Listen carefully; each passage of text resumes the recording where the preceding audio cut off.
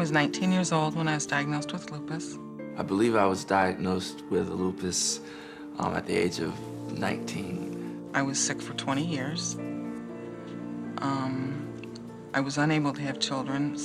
I have an adopted son. Eventually, it affected most of my vital organs. If I could have my Cassie back, I would, you know, every day would be so special. Well, I remember going to the emergency room and I went to sleep. And then when I woke up, it was like a month later.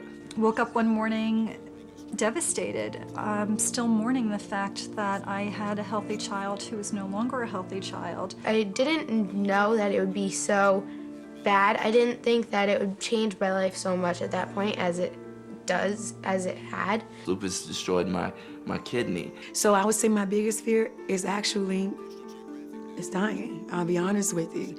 I actually say that, you know, I'm gonna start working on my will. Well, I would just point out to my personal experience of having lost just such a valuable person that I loved so much.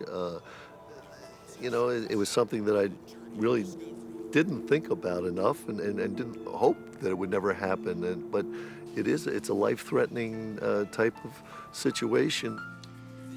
Boy, I really can't explain it, but it is definitely an illness that it's very painful. It really is. She had the obvious symptoms were fatigue. She was very arthritic. She had a lot of severe pain in her spine.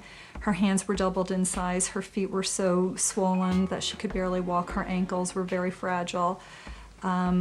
She had skin lacerations, like ulcers on her cheeks and on her eyes. I took her to a doctor, but he thought to him it looked like textbook lupus. Nurses started coming in the room and, oh my gosh, you're going through chemo. What for? Leukemia?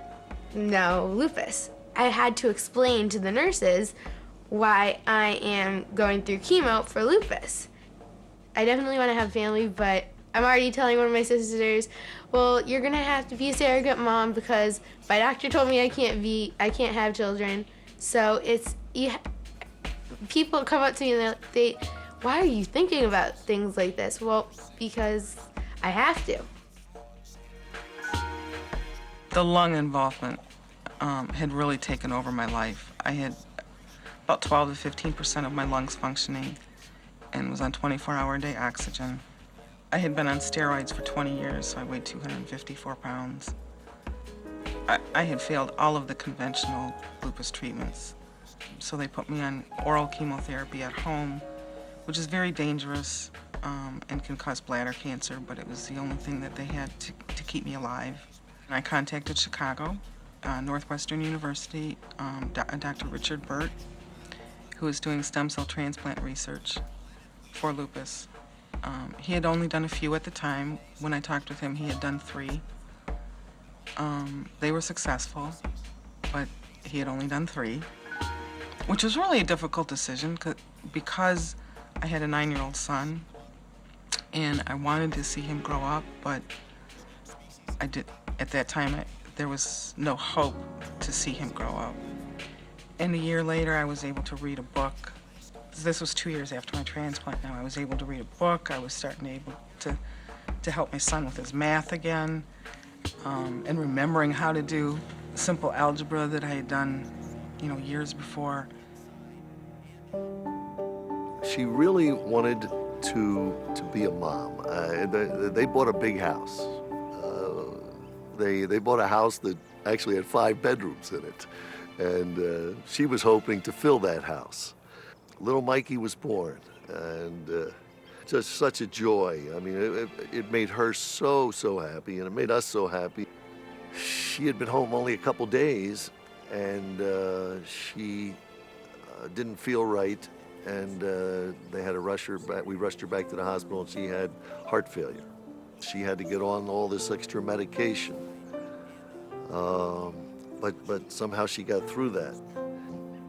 She worked for a company out of Tiffin, Ohio. She had to go back to their home office for one of their quarterly meetings. She left in the morning, everything was fine.